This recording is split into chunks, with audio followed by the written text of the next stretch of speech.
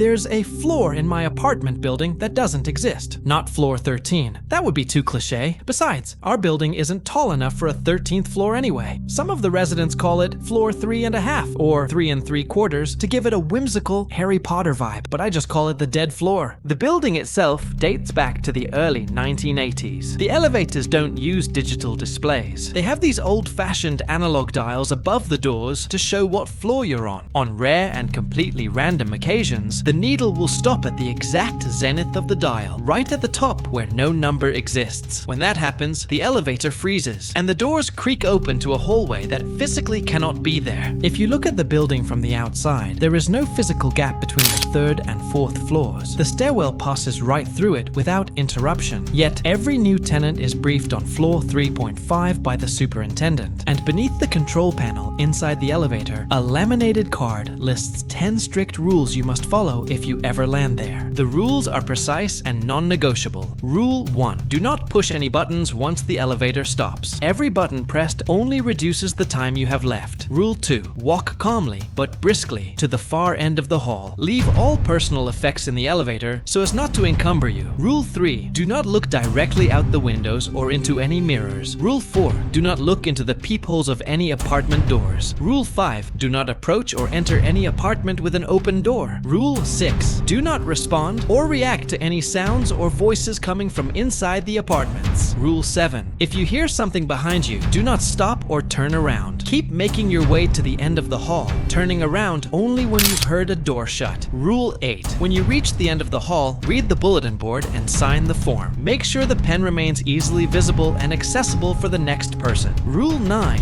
Set the pendulum clock hanging on the wall to the local time according to an online device. Match the thermostat dial to the ambient temperature gauge and turn the dimmer switch until the hall lights are completely out. Rule 10. So long as there is nothing behind you, turn around and return to the elevator. Do not turn around once you are in the elevator until the doors are closed. If the ritual was completed correctly, the doors will close automatically. If the doors do not close, also do not turn around. Most people avoid the ritual entirely by taking the stairs or riding with neighbors. The force behind the dead floor only targets people riding the elevator completely alone. I avoided the elevator for months, but last week I arrived home late. I was carrying heavy grocery bags, exhausted, and the lobby was dead silent. I decided to risk it. I stepped inside, set my bags down, and pulled out my phone to snap a picture of the rules, turning on the flashlight just in case. But as the cab began to rise, my eyes locked onto the analog needle. It slowly arced upwards and came to an immovable stop right at the zenith, between 3 and 4. The elevator jolted to a halt. The overhead lights flickered and settled on a dim, amber glow. Then the doors slowly creaked open.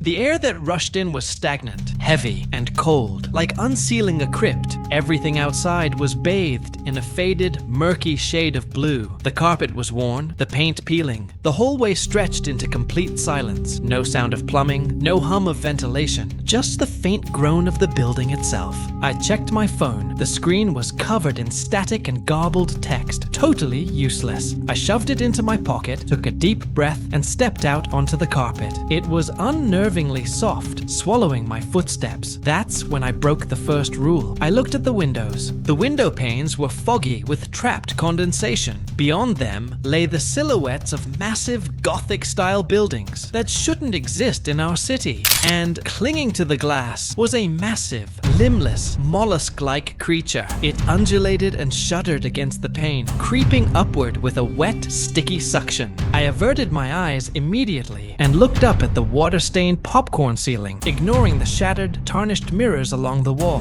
Then behind me, a door creaked open. My heart hammered against my ribs. A single soft footstep landed on the carpet right behind me.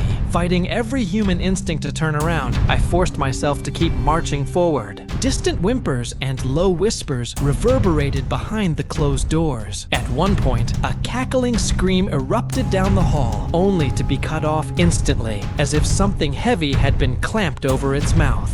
Finally, I reached the end of the corridor. Pinned to the bulletin board was a typed note. It read, "Apologies and/or congratulations for this honorable martyrdom. We hope it has been a pleasant experience, but are indifferent that it was not. Please inform your superintendent that we have recently experienced a statistically significant increase in demand for phantasmagoric filament due to metapolitical events we have no control over, but are complicit in and stand to profit from. Please note that this is an adequate explanation and/or justification for any increase in sleep and/or ontological abnormalities experienced by the tenants of your domicile. We apologize, but are not liable for the inconvenience. Please also remind your superintendent that his customary tribute of a bushel of kosher salt is to be delivered in a burlap sack, dropped down the out-of-order garbage chute. Additional failures to comply with these requirements may result in the garbage chute no longer being out of order. Should that occur, we will not be held liable for residents being lured into the chute by unseelie sanitation workers. Signing your true name upon this notice acknowledges you understand your responsibilities in relaying its contents to its intended recipient. We hope, without empirical basis, that you have a safe return home. Surreptitiously, serendipitously yours." I grabbed the pen, scribbled my name and date, calibrated the clock and thermostat, and twisted the dimmer switch as far as it would go to the left. The hallway went pitch black. I stood in total darkness, listening. I could feel a presence standing directly behind my neck. Too close, staring into the dark. After an agonizing minute, a soft shuffle echoed, followed by the gentle click of a door latch. It was gone. I spun around and sprinted toward the dim light of the elevator. I stepped inside, faced the back wall as instructed, and waited for the doors to shut. 1,000. 2, 1,000. 3, 1,000. At 3.5, the doors started to glide together, but right before they latched, a hand reached in and caught the metal edge. I spun around, paralyzed with terror. Standing in the doorway was a tall man in a shabby brown suit. His face was a shifting, blurred distortion, completely impossible to focus on. In his hand, he held a thick, heavy manila envelope. He spoke in a distorted, staticky voice. "Sincerest apologies for the breach of protocol, kindly kinder. But as the refuse chute is out of order, I'm afraid I must entrust you with delivering this to your superintendent, post haste." He dropped the heavy envelope onto the elevator floor with a horrific thud. "Your discretion is appreciated and contractually required," he added, stepping back. "Please do not decline the elevator again. If proffered, should we have need of your services again, it would be a most awkward encounter if we met upon the stairs." The doors closed. The elevator ascended normally to my floor. The next morning, I handed the envelope to the superintendent without needing to explain. He knew immediately. I never opened it or asked what was inside because I like to imagine it was worth it, even when I know it probably wasn't. You'd think all of that would have been enough to get me to swear off the elevator for good, and it very nearly would have been, had it not been for the strange man's parting words. It would indeed be very awkward if I were to meet him upon the stairs.